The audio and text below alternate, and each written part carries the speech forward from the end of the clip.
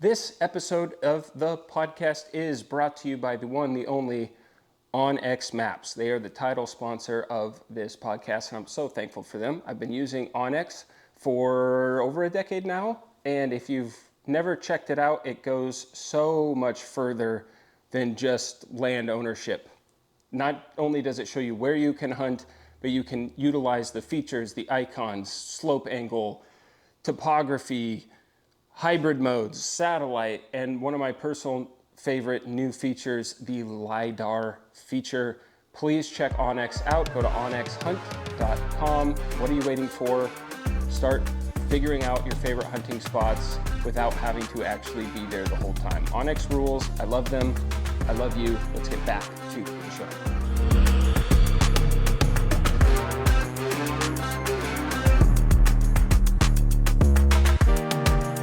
What's up, buddies? Welcome to another episode of Elk Don't Exist, the podcast. My guest today is, some have called him the heavyweight shed champion of the world, the lever gun, deer slam, cowboy killer. Yeah, I get that one a lot. Yeah, that one. And the energy drink connoisseur, my friend, Ben Diamante, otherwise known as ShedCrazy. Welcome to the show, brother. Thank you. I like the handshake. It feels very authentic. Yeah, I don't know. I never know what to do. Yeah. To like start these things. But like my friend Ben, he was kind enough to bring me an energy drink. Yeah. I was expecting some kind of white gummy bear, pink starburst flavored something. And he pulled up to the house and said, "I got you the douchiest flavor of all of them." And he said, "I found that fitting." And I can't argue with it. So this is my review of White Monster. I think I've only had one in my life. Are you serious? Yeah. And I remember it not being my favorite, so we're going to do a live. Not a man of culture. I guess not.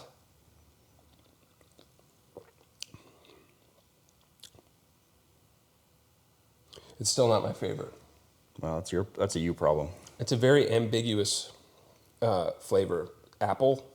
Apple? You just can't trust everybody's palate. I did just, dude, my palate is a gift from God Yeah, himself. if you tasted that and thought apple, then it's definitely not. Grape? Maybe grapefruit, It's if you just- add on a few more letters there to the end. Well, you didn't even let me finish. Grapefruit notes I'm getting. Maybe Yeah. pear, Juneberry. White grapefruit. It's white grapefruit. It's all right. I give it a 4.8. Wow. That's probably the lowest White Monster score of all time. But I guess it's to be expected from somebody who drinks Bloom Energy. Hey, dude, you can't let the people know. It doesn't energize you with caffeine. It energizes your gut microbiome. And then the energy comes naturally. I have a sensitive tummy. Yeah. And I told you that You got in private. A lot of sensitive things. My feelings, Yeah. my gut. That's all right. White Monster's not for everybody. You definitely have to be like on another level as a human to enjoy it regularly. But most women can handle it, so I figured it probably wouldn't be a problem. I don't work concrete enough to enjoy this, I don't think. Soft hands, brother. It tastes like regret and poor life choices. Yeah, well, I mean, we did go to dinner the other night, and what did you get? Like a... Oh, Manhattan. Oh, it wasn't a Manhattan. I think it was like a Sex on the Beach, or what was it? Maybe I had like a... Dude, it was a Huckleberry lemon It drop. had a big umbrella in it. That's all I know. It was a Huckleberry lemon drop, Mai Tai, and you told me you weren't going to out me. Yeah, it came with a flower, and you were supposed to suck the stem and like get some more flavor. I don't know what it was. It was embarrassing. Anyway, welcome to the podcast. Dude, okay. Real talk. Should we just talk about the hunt we just experienced together? Then we'll. I mean, that's an let it evolve easy from place to start. Yeah. It's fresh in the mind. So if you haven't seen the photo, go check out Ben's Instagram, ShedCrazy. He posted a picture of this stud. I think he's a 4.5-year-old deer. Stud 4x4 that I found several weeks ago. It was the first mature buck I had seen all season. And Ben was talking about coming up here because you're doing the lever gun deer slam. Maybe just start by telling people that don't know what that is. Yeah, so I'm trying to kill all the native deer species in a single season with open sight 30-30. And as I was driving over here today, I actually realized like I did it, except for the 30-30 part. Like I forgot I killed a coos deer back in February. That's right. And that's the last one I was waiting on. So I actually did the single season deer slam. Now it's just I need to get a coos buck with the 30-30 to cap it off, and then I'll have all the deer species in a single season with a 30-30. The open sight 30-30. It's Yeah. the most baller thing.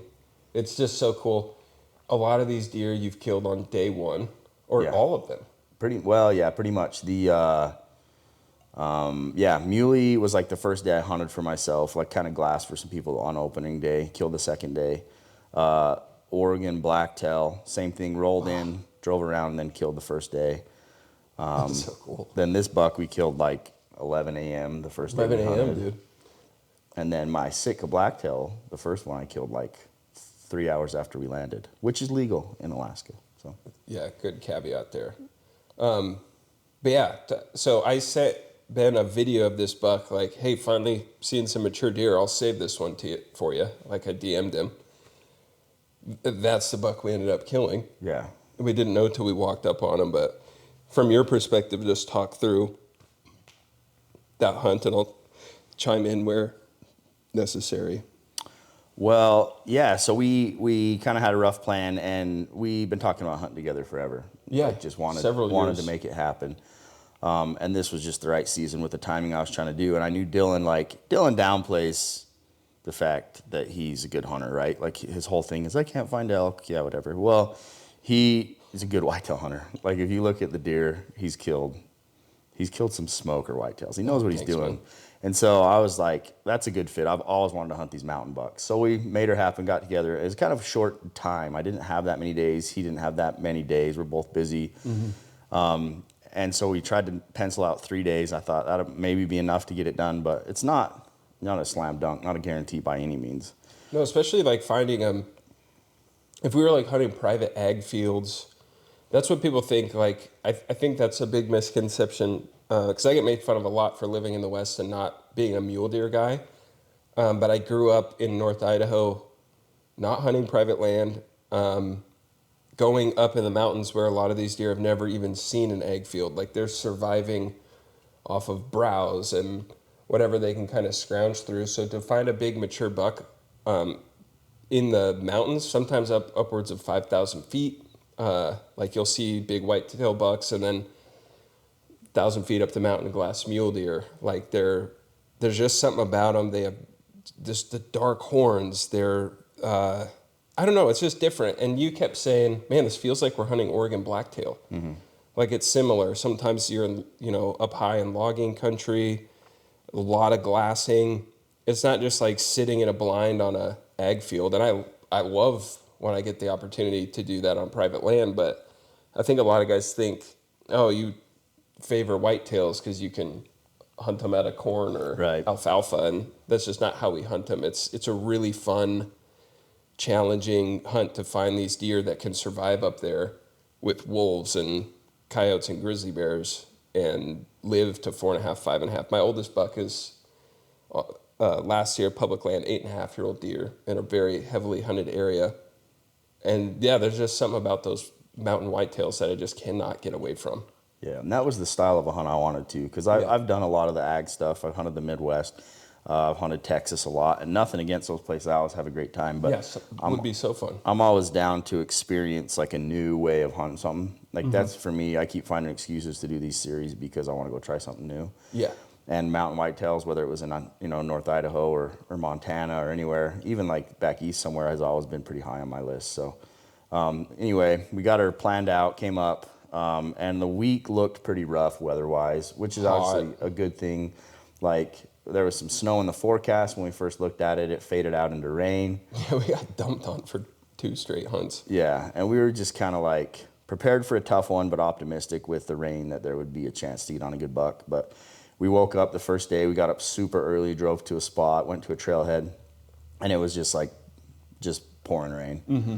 And we're sitting there in the morning, like, man, do we like go tackle this? And we were just both like, yeah, let's do it. So we headed into a spot. Let's see, we took e-bikes in, which is, I don't know if that's TMI. Is that going to give? No, that's totally fine. So in Montana, pretty much they changed the law so much. The only place you're allowed to take an e-bike right now, to my understanding, is there's a certain private timber company that's all public access. And all of that land is motorized friendly. So you can take ATVs up there, UTVs, and electric bikes. So I thought it'd be fun just for the adventure of it. Shout out to Montana e-bikes. Love those guys, Josh and Matthew Hauser over there. They're awesome dudes. Asked them for a rental. They gave me one for free for Ben. And I figured let's make it a kind of a rodeo. Let's go back in there on the e-bikes, park them, and then hike around. And that was a ton of fun. Yeah. And I knew, obviously knew it was legal. I just didn't want people to narrow down your secret spot. Because this spot's way good. We saw one deer. So anyway, we rode in a ways.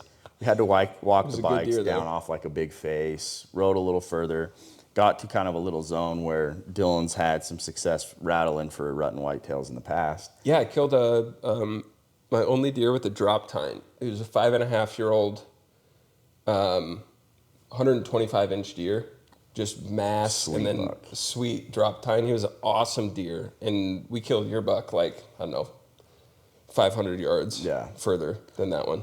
So we hit a spot and rattled in the morning. It was really foggy. Fog was rolling in and out, and the visibility was pretty lousy, but we're pretty optimistic just with the cool temps. And didn't see anything in the first spot we rattled. We dropped down, walked around the point, and fought up through a little brushy bottom and got to another top that we liked. Mm-hmm.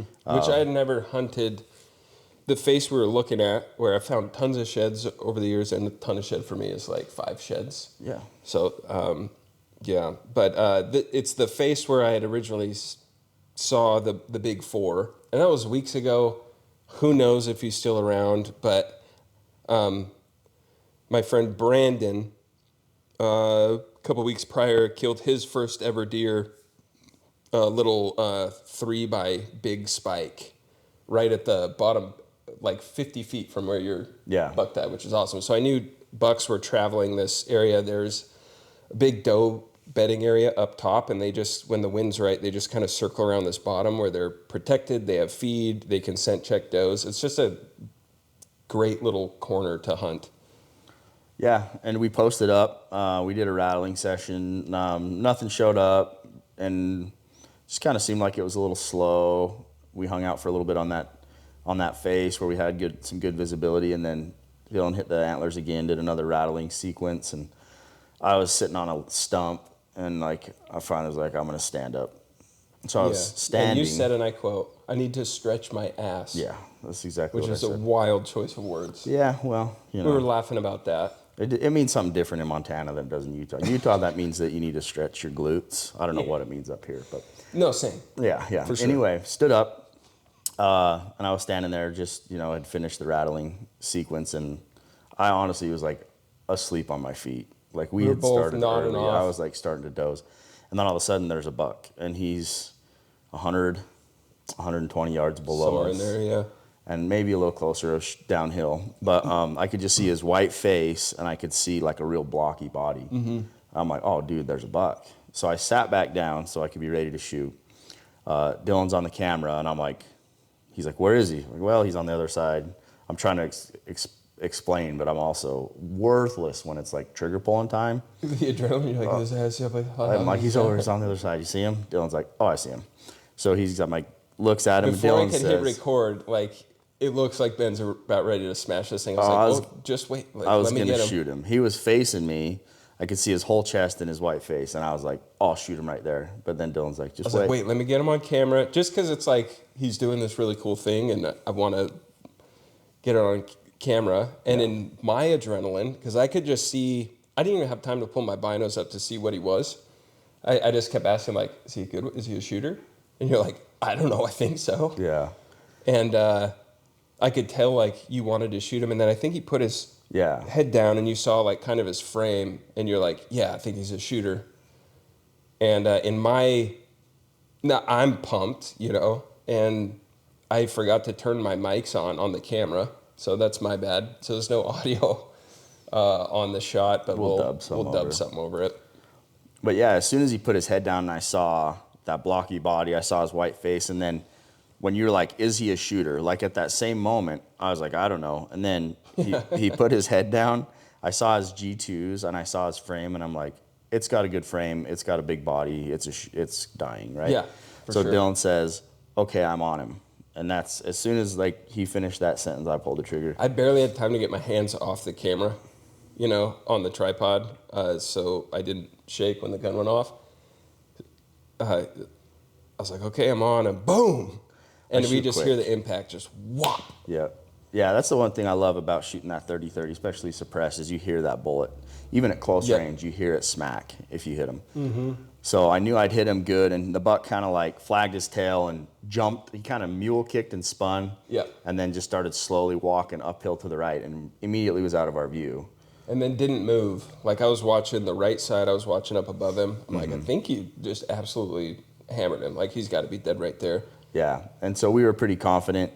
But then we both first thing I looked at Dillon and said was like, I have no idea what that deer is. Like I know he's a buck, but I have no idea what he is. Like I guess let's go see. Yeah, and again, I didn't even have time to get the binos on him. And he wasn't, like we had all the time in the world. I think if he would have crossed down into the creek bottom to come up to us, things could have got hairy because that wind was kind of, it was more consistently downhill still when it should have been coming straight up. But I wonder if the wind just kind of swirls down there. But he was kind of, I just remember seeing him kind of postured up like they're pre-rutting pretty hard right now and curious. Yeah. So if you can get within a home range of a deer, that's why like I'll rattle and nothing and then go 400 yards, rattle again. I just want to like, almost like elk hunting, and we kind of talked about this. It's like sometimes, for me, like just sitting above a giant clear cut and rattling and hoping one's going to come from 600 yards away has just never worked for me. But anytime I can either know where a buck might be living or get into where I'm seeing consistent rut sign, get the wind in your favor, like, man, the antlers can work great. And they don't just come on a dead sprint all the time, ears pinned back. But oftentimes those bigger, smarter deer will just kind of sneak in, and that's exactly what this did. I mean, we have a big creek bottom below us. We're sitting on one cut, and then there's a big south face. And he just appeared in the bottom. Like, in theory, we should have saw him coming, but he just came down where we had a block of trees, and he just snuck down there right to the bottom, just trying to check stuff out, see what was going on. Yep. So after the shot, I'm like, well, let's just work our way over there and see what's happening. And I thought I might have to shoot him again. You never know in that scenario. So I got down the hill, and as soon as I got maybe 50 yards down the hill, then I could see him through a little gap in the timber. And he was bedded. He had his neck stretched, like head on the ground. And I couldn't see that he was breathing, but every once in a while he would kind of shift his head or whatever. So I'm like, oh, he's still alive. I'm going to hustle and get over there and shoot him again if I need to. He was hurting real bad. Yeah. And by the time I dropped to the bottom of the creek and got up to him, which would have been like maybe 2 minutes, he had stretched out and just basically died on his own. Yeah. So didn't have to shoot him again. He was dead within a couple minutes. Yeah, so we didn't really know. Like, it wasn't until we were coming down the hill and I saw him bedded that I'm like, dude, I think that's a really good deer. Yeah, you said, dude, I think he's a stud. Yeah. And then I got real excited because you just never know what buck is going to come through there. And when I could finally see him, after he had said, like, dude, he's a stud. He's got, like, mass. And I'm like, no way. And I put the glass up, and I was just like, dude, that's the big four. That's the video I sent you a couple weeks ago. Yeah. Yes. And I was jacked, bro. I was fist pumping my way over there. I love seeing friends fill their tags. Like, and you've hunted long enough to know, like, if you take someone out and they, especially like a deer of that caliber or whatever, it's almost more fulfilling than filling your own tag, like on a solo hunt. Yeah. Like, dude, it was awesome. And then just to see that deer again, because you just never know with these mountain deer if they're going to be in there or if this place gets hunted, by people that a lot of them don't really know what they're doing. So you just never know. Is he going to get bumped out? Did someone else kill him back in there? Yeah, so to put the glass up and see the big four that I kind of had a history with that I sent to you. And then the funniest thing was I was telling him, Because when I started the second rattling sequence in that area, we were going to get up and move to another spot that I'd never hunted, but I'd found a ton of sheds in there. And it's just great 30-30 country back in there. It's thick, there's bedding, great spot to rattle. Deer just kind of congregate back in here. So we were getting ready to head to that, but I'm like, we'll do one more rattling sequence. And that was like 10:45. And I just got done telling them, like, the two first-time hunters that I've taken out, they both killed their deer at 11 a.m. on the dot. And I've killed most of my most mature bucks between the hours of 10 and 11 in the morning. I think people hunt the morning, they go back to their trucks to nap. I think bucks just get restless. It's just kind of like the witching hour for me, regardless of the weather. And after you shot, I was like, dude, what did I tell you? 11 a.m., baby? I was like, what time is it? We both pull our phones out, and I have this on camera. It says 10:59, and then changes to 11, like on camera. It was so cool. It was cool. But yeah, so we work our way over there. The buck's dead. I hit him basically like behind the shoulder, back like maybe 4 inches from that crease. So a couple inches back from where I would have been aiming, but it's so hard, with open sights at that distance. You're basically shooting too a little bit. Yeah, you're shooting at the front portion of the deer. So I hit him the height I wanted, and it angled through one lung, diaphragm, liver, and out in front of the other hip, which is just lethal as can be. Yeah, he didn't move. No, and that big 30 caliber too. It's a 170 grain bullet. It just hits. It hits hard, and it's just lethal for deer. I've just had really good luck with it, just knocking stuff down. So we were just kind of just checking them out, freaking out. You guys know how it is when you walk up. It's like such a good feeling to walk up on something that you're stoked with, and especially like when you kind of gamble, right? Like I knew he was a good deer. I knew he was a mature deer, so I would have been happy with him regardless. Mm-hmm. But then walking up to see like, oh, it's this buck, and he has a ton of character. He's just a beautiful deer, has some blading. He's mature. He's just everything you want. Yeah. And so I was pumped, and Dillon was pumped, and Dillon's like, hey, there's a shed on this hill above us that I glassed a couple weeks ago when we were in here. I'm going to go grab it. Yeah, I glassed that shed, and then it was starting to snow when I glassed it up. And then I was with my buddy Brandon, and that's the first day I saw the big buck. And then it had snowed like 4 inches, so the shed was buried. So I just put a mental note of where it was. I was like, I'll pick it up, later. But I'm glad I remember. I almost forgot just because, there's this beautiful mature deer that Ben just killed and rattled him in. It's so awesome. I was like, oh, shoot, I think we're real close to that shed. I'm going to go see if I can't find it.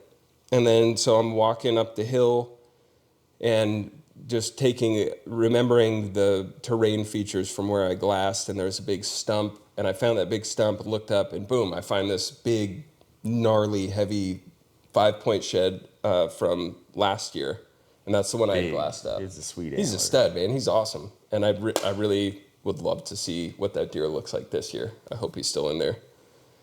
But so I go up, and I grab the shed, and I'm holding it up. I'm like, it's a stud. I'm like, found it, Ben. And Ben's like, I don't know, 50 yards to my left with the deer. And then I look down and I find 2 more, like a match set right next to him. I was like, Ben, I found 3. And right as I'm saying that, I look down and there's a 4th one, like within a 5-foot circle. And I picked that up. I'm like, I found 4. I'm like, what is going on? I've never found more than 2 sheds in a trip my whole life, and here's 4 of them in a 5-foot circle. It was awesome. And then the second I said I found 4, ShedCrazy kicked in, and he's like holding the deer. He drops the head and just starts like sprinting up to me, like a crack fiend, just like sheds. Woo! Oh yeah, it's so funny. Yeah, and I was obviously like, okay, this is a shed zone. Let's go. Oh yeah. Because this buck's fine, so let's go. And yeah, I got up to you, and like you showed me that big antler. I'm like, oh, cool. Like we got to match that thing. Yeah. So we started, splitting up and just kind of zigzagging and being like, let's find the other side of the big shed. And we got down to the ridge, made some passes, and then we started back up towards the buck. And I'm like, let me see those. I hadn't looked at the smaller ones very close. Let me see those little ones. And he handed me that set, and I'm like, oh, this is off the deer we just killed, 100%. And I was like, how do you know? And I didn't know this, because sometimes it's so hard to tell, but there's just very defining characteristics on that match set that like, he's like, I'm 100% positive, and I'm never going to question him on shed stuff, you know? Yeah. And then you said, let me look at that little one. And I gave it to, and you're like, dude, this is him as a 1-year-old. Yeah. The match set is him as a 2.5. There's, and the, you know, the 1.5-year-old is definitely from 3 years ago. Mm-hmm. Like it's that. Almost chalk. Just, Yep. you can tell it's old. So it was like, we got a 1.5-year-old, a 2.5-year-old. There's probably a set in between. And then, yeah, we have the buck laying there dead. And then we also found his next year shed, which is the big one. Yeah, the big one was his from next year. That's what from he was the gonna future. Be. No, but he, I mean, it just, you could tell by holding that 2-year-old set from him. Like, he has the same blading. He has one of his brow tines is bladed, the other one isn't. Then the curve of the beam is identical. Just, I mean, when you look at them, like I held the 3 antlers together, and it's just the curve Send matches. me that photo. the 2. I'll put it up in here because it's cool. Yeah, and there's no doubt that it's him. Yeah. And so then Dillon gets talking, and he's like, well, I found a brown set just around the hill here. Yeah, last year on the place that a match set right under a tree, another big heavy 4x4. I guessed a 3.5-year-old deer. Hard to tell for sure, but he just had the mass of a more mature deer. And these bucks, they don't get like enormous. They're just stocky and heavy, and they get trash or drop tine, or they're just gnarly, but they don't get like, you know, enormous. So I showed you that shed last night. It could be him, a little unsure. That one's not as, like, I wouldn't say 100%, but I want to put it, like if I put it next to the buck, which is in the cooler right now, with those other 2 sheds, when we put them all together, I'll be able to give a better guess. But just looking at it on its own, it could be, maybe not. Maybe not. It'd be crazy if it is, because then if it is, you're taking that shed home with you too, and then you have this big mature mountain whitetail that I have some history with, that we have some history with, just DMing it to you, be like, I'm saving him for you, like joking around, like, this one's up here. And then to walk 50 yards and find 2 years of antlers off of him, and then if it is the case, then you'll have every antler off that deer for his life. That's special. Yeah. Someone in the comments on that post was like, yeah, it's not that rare. And I'm like, I've never killed a deer and then found 2 years antlers off of him. No, me neither. Like it's a Utah mule deer. We have like, you'll be wandering around out there in the desert and find a 4-point shed and be like, oh yeah, this is off that one buck that we killed that one time. But it's not anything like that to have them sequential. Dead, and then walk over here to pick up another shed and then find 4 sheds in an area. You told me, like, people are going to think you faked that. And then someone in the comments. Oh yeah, somebody's like, yeah, right. Like they didn't get chewed. I'm like, all kinds of places where antlers never get chewed. I mean, you found when we were doing laps, you found a big one that had been chewed. Yeah, we're on the same ridge. It just depends if a squirrel finds it or not, or a porcupine or whatever. Like if they catch it at the right time, they'll eat it. If they don't, they won't. It's that simple. Like there's not, every antler doesn't get chewed. People are silly. No, I mean, look at this deadhead here. That's, I don't know, died several years, at least a year before I found that. Yeah. And there's no chewing on that or anything, but I didn't fake it, dude. I'm not a good shed hunter. Nobody you cares guys enough. know this. Nobody cares enough to fake it. 8 antlers a year, and it takes me 100 miles to do those 8 sheds. Well, it's like if we had like not actually found them right there, wouldn't we have just been like, hey, Dillon has sheds to this buck? Yeah. And pull them out of the garage and been like, look, he had the sheds. Like, why would it occur to us to be like, let's we found them right here. People are stupid, but. I'm so sorry for the interruption here, but this episode of the podcast is brought to you by the one and only Tricer. Tricer makes lightweight glassing solutions. In my opinion, they just made the greatest bipod in the history of hunting bipods. You've heard me talk about it a lot. I'm sure you've seen it on social media.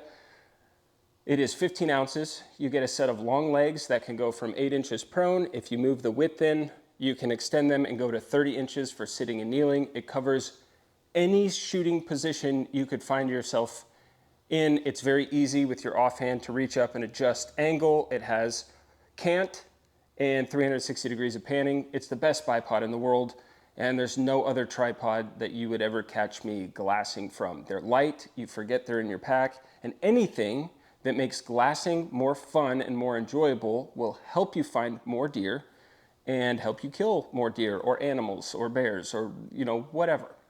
Tricer rules, if you use Dillon Sucks, Dillon Sucks, you're gonna save 10% off of everything. And a cool little thing, if you buy the RP, which is their bipod, I get a small commission from that. It helps support the channel. So if you're thinking about getting a new bipod, definitely check that one out. It's my personal favorite of all time, and I would be using it even if I wasn't getting paid to tell you how good it was. It's the real deal. You're gonna love it. If you have questions about it, feel free to DM me. I love those guys. Thank you, Tricer. We are also brought to you by Lacrosse Footwear. I started using Lacrosse boots 2 years ago, and after using them that year, that was gonna be my new boot. I typically buy a new pair of boots every 2 or 3 years and just consider it a hunting expense. So that's why I've never been a $500 boot guy. Also, when it comes to footwear and hunting boots especially, you need to try on boots because not every foot is the same. And what I love about Lacrosse is they don't want me sitting here telling you this is the best boot ever made.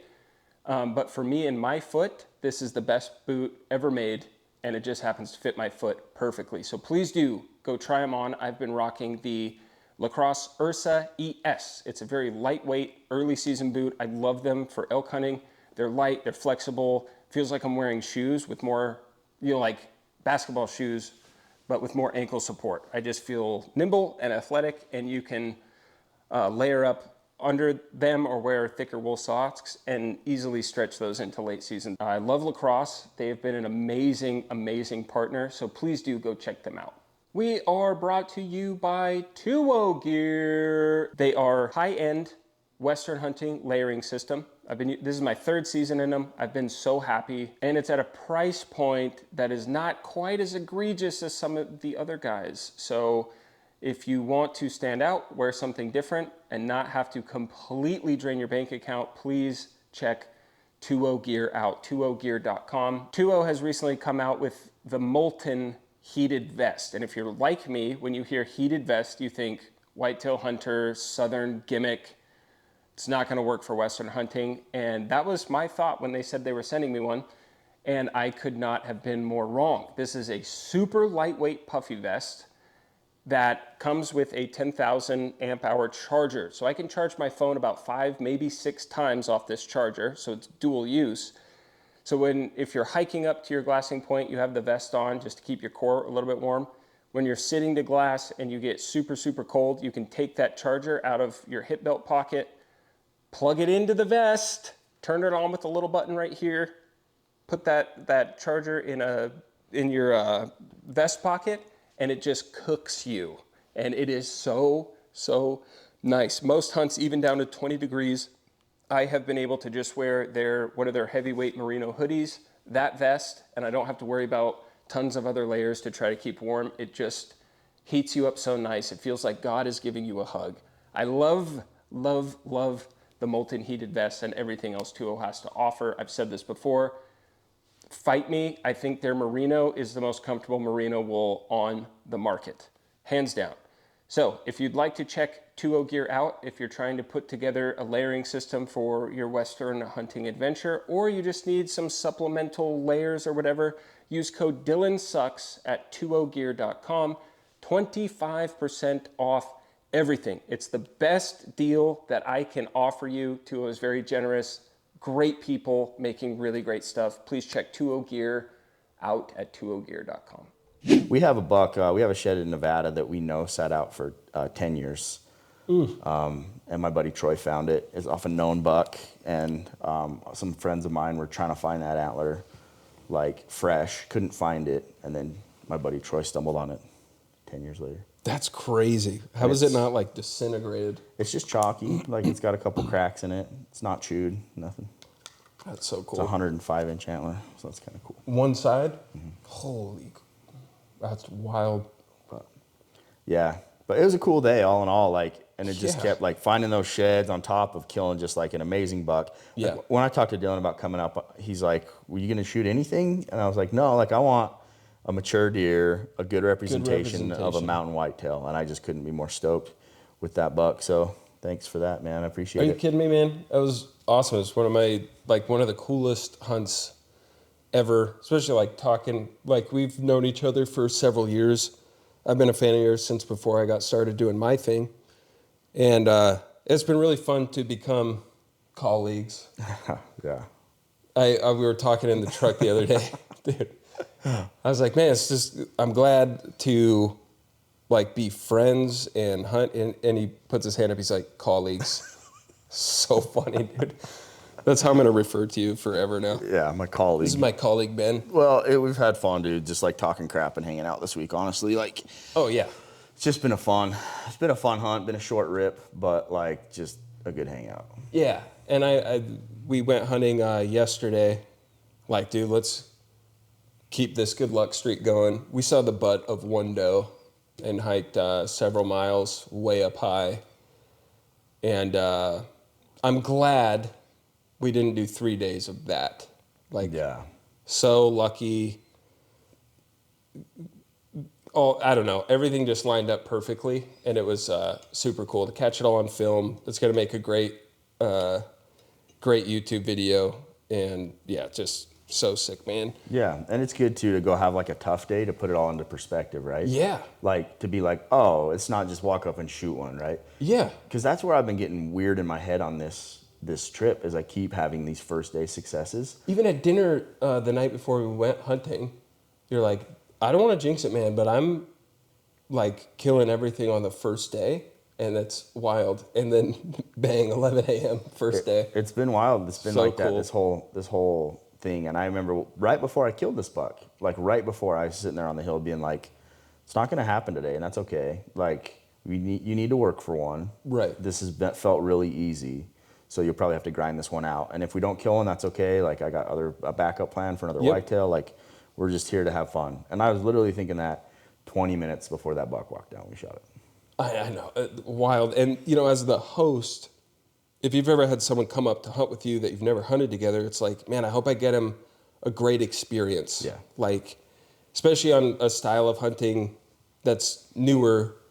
I don't know. You hunt mountain mule deer. Yeah. It's not completely dissimilar, but it's just cool that it's whitetail. You just, as the host, like, man, I hope we see deer. I hope they're moving.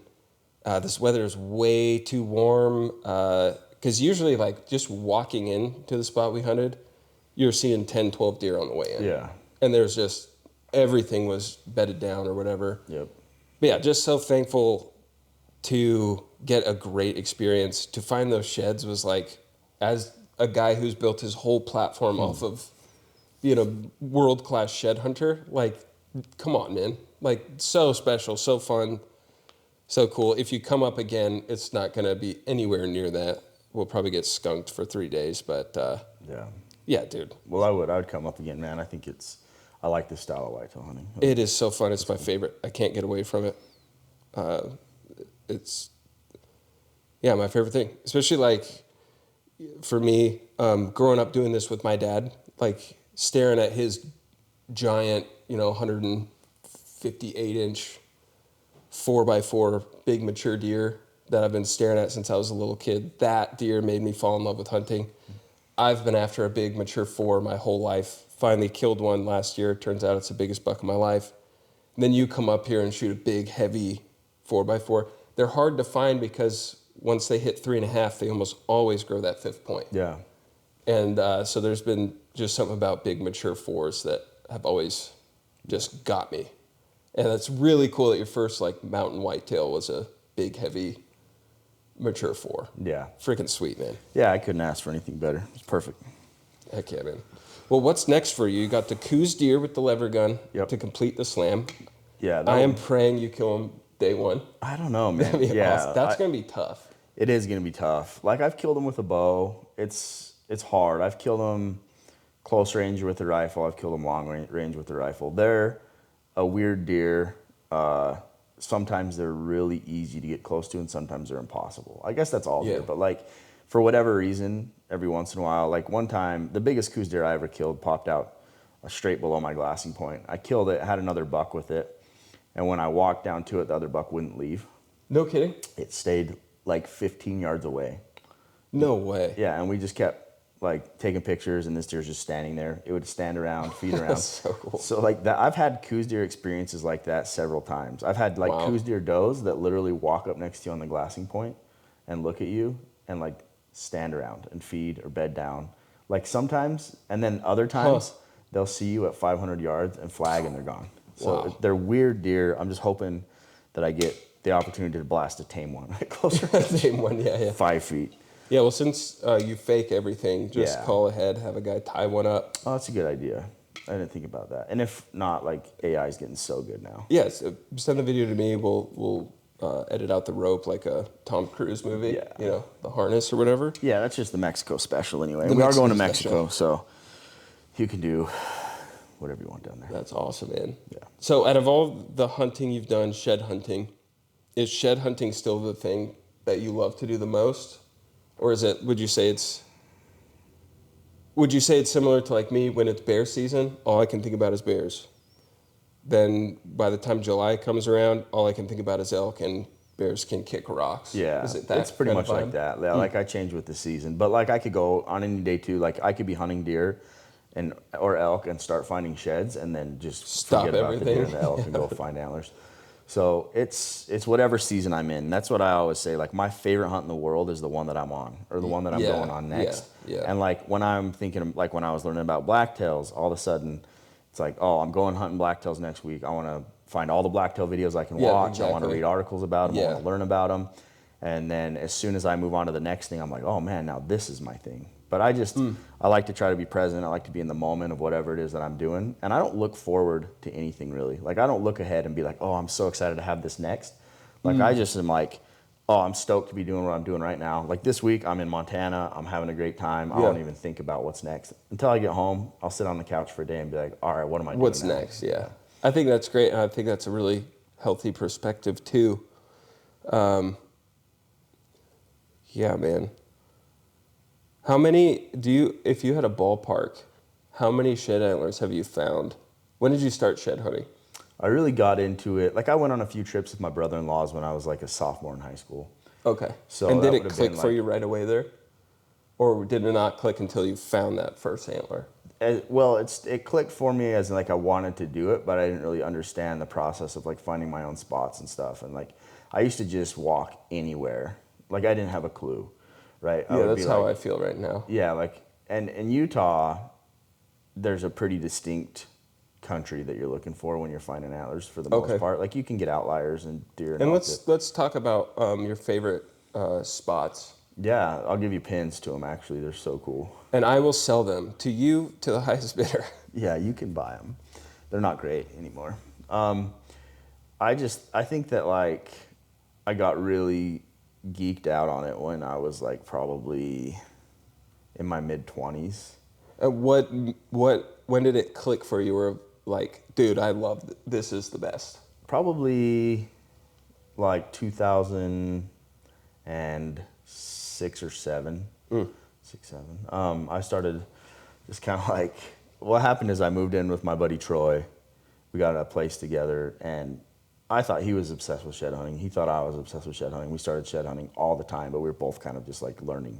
Yeah, that's cool. And we started being like, well, I've heard there's a bunch of elk out in Nevada. So we started driving out to Nevada to shed hunt. Oh, rad. And like we went out there randomly one day. Single activities there. Yeah. Yeah. And we would drive out there, and like we drove around one day in November. Wasn't shed season, nothing. But these bulls jumped the highway in front of us and ran up on this ridge. We're like, let's try that. Yeah, And that's so sweet. we went and hiked this timber ridge, and I found like probably, I can't remember what I found. I found like 15 or 16 antlers on that ridge. Troy found a few, and I found a single off of a bull that was like, it had 8 points. It was a hard white antler, just like a 360s type bull. Oh, And so I came back with my little brother, and I picked up like another 20 antlers, and I found the other side of that bull. Jeez. Me and Troy came back and picked up a big brown cheater deer set, and that little ridge, and we just started like kind of building out from there. Yeah, that's so cool. So that was, I don't know how long ago that was. If you had to guess, how many antlers have you found in your shed hunting career? I mean, a few thousand. I don't know. That's Like, crazy, man. I have found less than 100. Like easily less than 100. Yeah, I don't know, because I've had some years where I just did insane numbers, right? Like, yeah. So there's probably been years where I was over. I know there's years where I was over 500 in a year. That's but insane, man. That was when like I was pretty much shed hunting 4 or 5 days a week. When I first started this gig, or like right before I started doing it full time, where it was like that was my goal when I quit my job, was to make an income by picking up antlers to pay my bills. Right. And so. And the market, the antler market, has been up and down. Mm-hmm. It's been pretty. I mean, it's had some little dips, but it's been pretty good for a long time for elk. Cool. Okay. Yeah, because I have friends that have done like 50 grand in 2 months. You know, picking a U-Haul full of sheds and then selling them at the top of the market. Yeah, when elk. That's wild. The highest I've ever seen fresh elk is $18 a pound, and I think right now it's maybe 14. Okay, so still not terrible. It's not bad. A couple more sponsors here, guys, and we'll get back to the show. We are brought to you by Barnes Bullets. I love Barnes Bullets, especially their Harvest collection. These are the real deal. They group incredible. I just got a Seekins Precision Rifle in 6.5 PRC.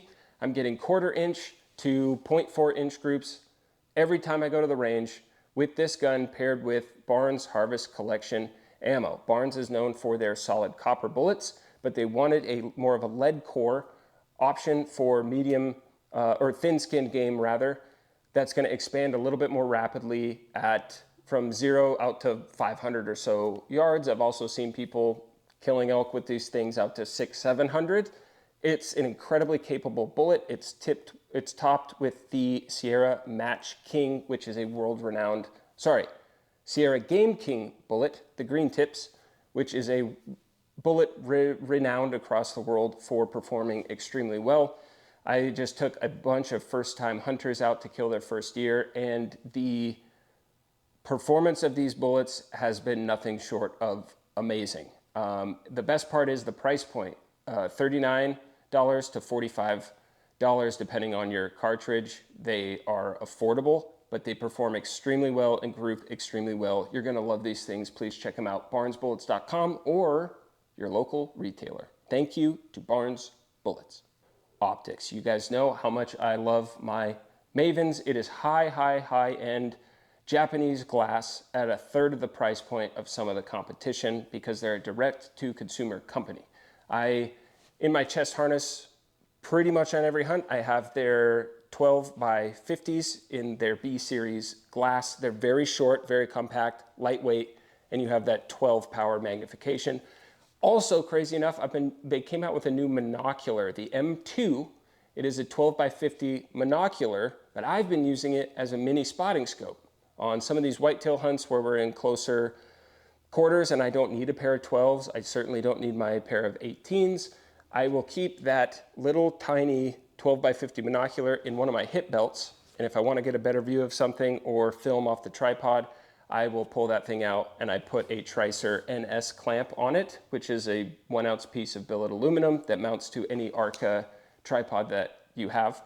And then I have a little tiny mini spotter, and I've been loving the monocular for that reason. So check out Maven Optics at mavenbuilt.com. You will not be disappointed. Podcast and everything I do is, as always, brought to you by elkdon'texist.com. If you're wondering how you can support the channel, support me and my family more than anything else, if you have all the gear you need, you don't need to buy more gear, and you're wondering, I love this guy's videos, and if you're one of these angels that just wants to support the cause of taking yourself less seriously, especially on the mountain, and getting new folks into this hobby, sport, lifestyle that we love so much. One of the best ways you can support me is by making a purchase at elkdon'texist.com. Elk Don't Exist was created as a reminder to take yourself a little bit less seriously in the woods, to remind yourself if you don't fill a tag, it's okay. Hunting is extremely, extremely hard, and it looks hilarious if you're wearing an Elk Don't Exist hat and you fill an elk tag. It's amazing. My favorite DMs to get are, the parents saying, hey, I bought one of your hats for my son and he wore it and killed his first elk. Here's the photo. That money goes directly to me. My margins are very tiny. I'm trying very, very hard to bring you high quality apparel, really, really cool designs that aren't overly redneck, if that makes sense, and keep my margins down so that I don't have to charge you too much while still being able to turn a tiny little profit. If you want to support the channel and the podcast, you can do so at elkdon'texist.com. Your support means the world to me. Let's get back to the show. Thank you. elkdon'texist.com. It's not bad. Do you regret selling? Like, when I say that, is there an antler or a set where you're like, I should have never got rid of those? Yeah, that first big set I picked up with Troy in Nevada. That 8-point? Inline 8-point, and then it had an 11-inch dropper off its other beam. Oh. And I found a set and a single off of that bull. And those were like the first big elk sheds I really found. And I'm like, I should have probably hung on to those. Yeah. And then, but other than that, not really. I've kept most of the big deer sheds I found. Nice. I sell 99% of the antlers I've ever found. You just keep like the real special ones now? Yeah, and even them, like I found 3 big sets in Nevada last year that were bulls that I'm like, oh, when I found them, like these are keepers, you know what I mean? Gotcha. I sold 2 of them. Like I have one more that is like a 355-inch 7-point brown set that I'm like, oh, I'm not selling this set. This set's rad. And like since then, twice I've almost sold it. I'll probably sell them. Like they just don't. Once I put them, I'm like, oh, I'm keeping these. And I put them in my shipping container and they just sit there. You like, kind of forget about them. I'm like, there's $400 sitting in the here? shipping container. Like I could just go get that and like something will pop up that I want, like a gun or a sleeping bag, and I'll be like, sell those, buy what I want. Yeah, there you go. That's kind of cool. If you could give to people like me that like really struggle to find sheds, I'm starting to kind of get it together a little bit. But still, like I think I found 12 last year, and that was like banner year for me. Yeah. And most of them in one area, just starting to kind of figure it out. Because I think the first advice when you ask people, it's like south slopes. Okay. Well, walking into that south slope, coming down the north side, I found an antler. So is there more truth to that, or is that just a good place to start? It's a very general piece of advice. Right. So, yeah, you typically south slopes. I mean, it depends a lot about snowpack in your area, because I don't know that south facing is as important as just where the snow isn't, right? And usually, Gotcha. Standard, that shaded north side is going to have more snow. So sometimes up there it's like so windswept. That's it. See, windblown ridges, doesn't matter which way they're facing. Those and for animals elk, dude, will travel they'll be like chest deep in snow and live up there. Yeah. I think that I've done really good on a windswept ridge top. Doesn't matter which way it faces. Can be east, west. Doesn't matter if the snow's not piling up. They'll travel it because it's easier on them to travel. And then if they're going to get snowbound, they're going to go to the place that has the least amount of snow on it. Okay. So wherever that is, south slopes generally is good, but it's not the only thing. The other thing I think you're already kind of onto is just like targeting the feed that they use when they're in that survival mode, right? Because it depends where you're at, but most places we shed hunt, they get to a point of depletion in the winter where they don't want to move very much. They don't want to travel the feed. They don't want to travel. Just they're conserving calories. That's all they're doing. Right. And so a place where they can easily stand up, hit their favorite food source. For us, we're targeting like bitter brush and cliff rose for elk and deer, like in the desert. You showed me some stuff that like seems like you guys always find sheds around that winter feed. Yeah. So green brush and red brush, we call it. It's dogwood, and I forget what the green brush is, but when you can find both of those in heavy concentrated areas, and most of it almost always grows on south slopes. Yeah. But when we start seeing a lot of those too, then it's slow down and start start doing little circles or whatever. And a lot of it too, like you guys are looking for whitetail sheds, which can hide anywhere. Yeah, they can be anywhere. And if they drop them in the feed, like you literally have to look in the bush to see if Exactly. they're in there. Yeah. So gridding tight lines is one thing that I think a lot of people miss out on. Like, Well, a lot of people just do big kind of. Yeah, like I'm gonna if you- walk this line, come up over here. Yeah, if you do 20 or 30 yard grids, you're probably too big. Right, like the hill we found all those sheds on yesterday. I've shed hunted that the last 3 years, but never come that low on the hill. Yeah. I've always gone up high and looked down. Oh, I can't see any, but there's a little mini dip or a log, and then they're feeding right under that. Yeah. You know, so that was cool eye opener. So I'm pumped to shed hunt that same spot this next year and literally just zigzag back and forth up that whole place. Like one of the things that I like is using OnX tracks for that, because you can literally stay, like some places where we're tight gridding, like some of the places I've shed hunted back east for whitetail sheds, they have like laurel and they have a lot of that really brushy stuff, 10-foot grids. Really just 10 feet up, 10 feet back up. And That's it's like, cool. you look at your OnX track when it's done and it's just like painted.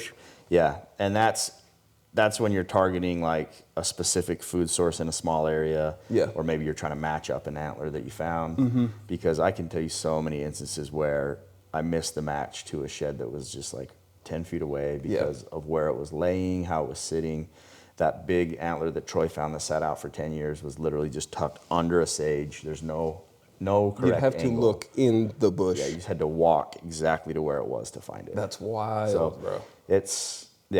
Use your OnX tracks. Eric always cracks me up. You guys, when you look at his tracks where we hunt elk sheds in Arizona, it looks like ag. Like, you know how they'll turn on the swather and they'll GPS guide it, or the disc when they're discing or whatever, and they'll do perfect back and forth lines that contour the hill. Yeah.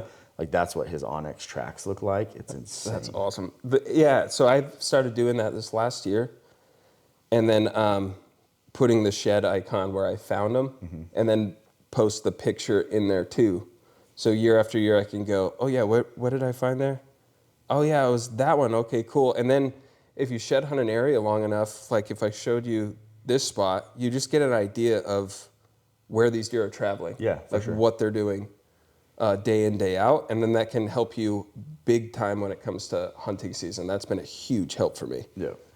Yeah, I'll do that too. Like even with shed hunting, like that's how I established a lot of my like parameters for where I find antlers in Nevada. Is I took all my OnX pins to where I'd found an antler, and I just averaged the elevation on them. Okay. And it really is within a couple 100 feet usually of elevation. You get outliers on all of them where a bull went to the flat and shed, or went up really high and shed, but like the vast majority of the antlers I find at like 7,500 feet.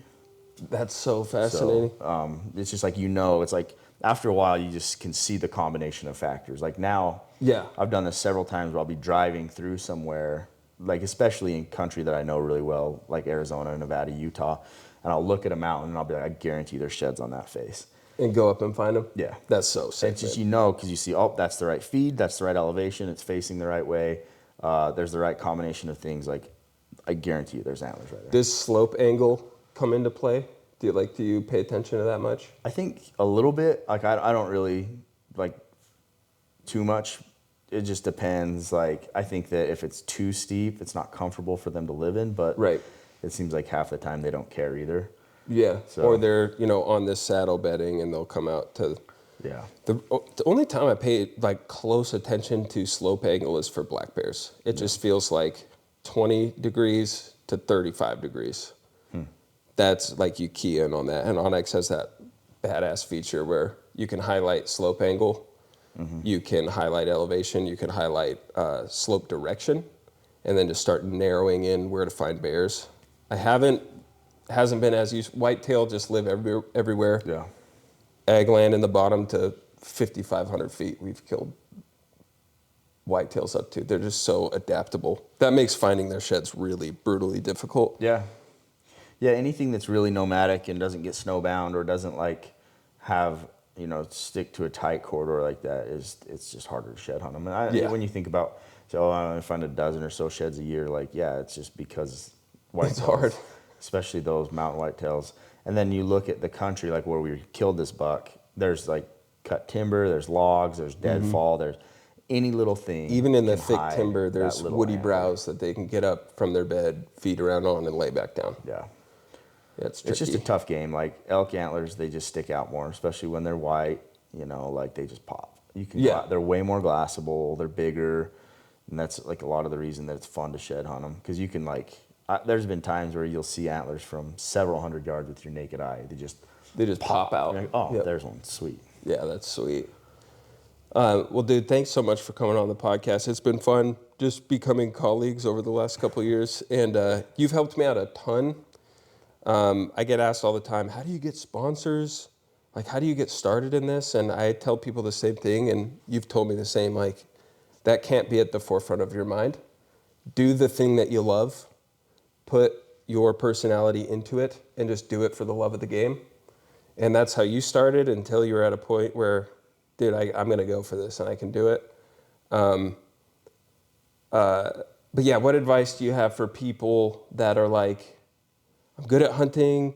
A lot of people ask me like, man, do I need to start being funnier? It's like, no, you just need to be yourself. Like, maybe I should add more humor to my stuff. If you're funny, do it. Yeah. But don't think that's like the magic ticket. Right. Because I'm sure you've experienced this a little bit. I experience it a lot because I'm kind of funny, not the best hunter in the world. You're hilarious, and people don't understand, like, you're an absolute killer at the same time. So you have, like, the best of both worlds. You don't take yourself too seriously, and that's been a huge inspiration for me. But yeah, what advice would you give if there is someone listening, like, I would love to, like, film my content. Where do I start? I think the hardest part is just starting. Yeah, definitely starting. Like, starting to it, and then also having just, like, the confidence to put it out there and know that you're going to be judged for it, and just have to be okay with it. Like, I don't, like, when I look at my stuff, like, I don't honestly care to be a killer. I don't care to be like, oh, like, I'm trying to be the funniest. What I really genuinely want to do, and what it all started from, is just me having fun with my buddies. Bang. And then realizing that other people would probably enjoy and relate to it. And that's all it was. Yes. And like, now I got stuck in a phase for a long time where I'm like, oh, I got to make stuff that people want to see. Like, I have to do things a certain way to make it entertaining for them. Mm-hmm. And I honestly, the best thing you can do is not really care. Like, do what's fun to you. Yeah. People can pick up on it if you're actually enjoying yourself and having a good time or not. Right. Or if you're faking it, or if you're trying to be too cool, if you're trying to be too funny, if you're trying to be anything, it comes across as really forced. And I think the best thing you can do is be genuine and do what you love. And the question to ask yourself is like, what do I want to do? Right. It's not like, what's best for the channel? What's best for the business? What's best for the sponsors? Yeah. Like, the best thing to do is what you want to do, because you'll be excited about it, and that excitement will transfer over, and it will entertain and inspire people. So do what you love. Don't force it. Don't look at anybody else and be like, I need to do what they're doing because they're succeeding. Right. Like, it doesn't matter if you're the most boring, like, person on the planet that geeks out on the details and goes way too into depth. There are people who will relate to that because they're the same way. I think of Dan Statton and his arrow builds. Yeah, speaking of boring, right? Yeah. I don't care Dan. about arrow builds. I don't care about FOC. Maybe I should a little more. Yeah. But like, he just does his thing. Yep. And your audience will find you. Yeah. There's And people who geek out on that. Geek out. And that's awesome. Not for me. Yep. Like the arrow build and the details, like, I like to find what shoots well, and I won't touch it for years. Yeah. And look how it's worked for me. Yeah. I mean, That was a rifle bull. that's a big white. Yeah, it's a big bull. Nice bull. Good elk. Dude, when people started saying, I think you made the joke and it caught fire, cool access deer. That was your joke. I was like, dang it, man. Yeah. Dude, that's a huge axis. That's what you said. Well, there's nothing better So than funny. seeing somebody like accomplish something that's like a big dream to them. Then just demean them. Just chopping them a little bit. Just a little bit, you know? And I've had people do that to me too, and it's fine. Like, it's life. Yeah, You got to be able to roll with it and laugh with it. Like, that's what it is. Yeah, and this rolls into my last question that I like to ask people. Like, I say that like I've been doing podcasting for 10 years. What makes a great hunting buddy? Because it's been said finding a hunting partner is harder than finding a wife. Man, I don't think it's hard to find good hunting buddies, man. I've hunted with so many people and I've had a great time with so many. Like, what makes a great hunting buddy is being a great hunting buddy. Like, if you are willing to let them hunt how they want to hunt, and then also at the same time you can pull away and hunt how you want to hunt, then you can hunt with anybody. Like, as long as, like, there's obviously, like, people are breaking the law or being dangerous, then you're not going to hunt with them. So put those out right now. But anybody who is a good person can be a good hunting buddy. You just have to, like, Oh, I like that. be willing to let them have their hunt. Right. And then also be willing to detach and do your own thing if they don't want to hunt that way. Like, one of my best, I talk about Troy all the time. He's my homie. We've hunted together for years. And one of the best things about us is, like, if we have a difference of style or how we want to attack something, we just split up. And there's tons of days where, like, he'll get up and he's like, I want to go to this canyon. Like, I want to go over here. And he's like, dude, yeah, call me, let me know how you do. Yeah, I love that. And we'll see you back at camp. And then there's days where it's like, we're on the same page. Let's attack this. Let's glass here. Let's work together. And we'll do great on those days too. So, and same with, like, I hunt with Eric a lot. I get along really well with Eric. Yeah. And Eric is a good game plan builder, but he's also totally willing to let me hunt the way I want to hunt, right? It's tough to do. Yeah. When you have that difference of opinion, but the tag holder, or it's his day to shoot, goes, we're doing this. It's a hard skill to learn to go, hell yeah, and not in the back of your mind go, this isn't going to work. Yeah. But to be all in on what that person wants to do. Yep. Plus, you know, Eric's a good motivator. Like, if there's a day where I'm like, bro, I'm torched, like, then he'll be like, well, we got options. Like, you want to take an easy day? We can take an easy day. We can hang out. If you don't, like, you want to push harder, here's an option too, you know? And then he's just good at being encouraging, but then if you want to take an easy day, he's not going to care either, you know? So I love that. Dude, if you, like, miss something or, God forbid, wound a bull and we can't find him and you're with me, I'm the guy that's like, dude, chin up. Like, we'll look again tomorrow. Like, encourage it. Hey, this happens to everybody at some point. The guys I will never hunt with again, like, I've missed around them, and they just become complete assholes and want to tear you down. It's like, hey, I already feel horrible. Yeah. Why are you doing this? Like, you missed out on your tag or something. Yeah. Like, that sucks. Like, it comes back to what you said. Like, be a good person, you know? Yeah, I think that's terrific. Yeah, you just got to be able to read the situation, and you got to just, I mean, be understanding of everybody's experience level and just treat people like they are. And, like, I guess, you know, to end it, that whole thing, what I would say is, like, you can't care about somebody's hunt more than they do. You know what I mean? So, like, don't I've made try that to mistake make for them live to your level of seriousness. I've hunted with a lot of people where it's like, I'm gung-ho, let's get up, let's glass. And they're there to have fun. Yeah. And they don't really care to the level that I do. And there's been times where I have to step back and be like, oh, he doesn't really want to do all this. Like, he's just here to go hunting. Yeah. And just let him. That's great. I've made that mistake many, many times. It's hard. It's hard because, it's really like, hard. You want to, if you're a serious hunter, like, you want to go hard. And then you go with somebody who doesn't. And that's okay too. Their tag, their choice, they can do what they want. Yeah, I love that. Ben, thanks for coming on the show. Yeah. Thanks for everything over the years. I'll have lots more questions about contracts and all kinds of stuff as we continue. Best of luck on the rest of the Lever Gun series, man. And yeah, everyone, just tell them where they can find more of ShedCrazy. Yeah.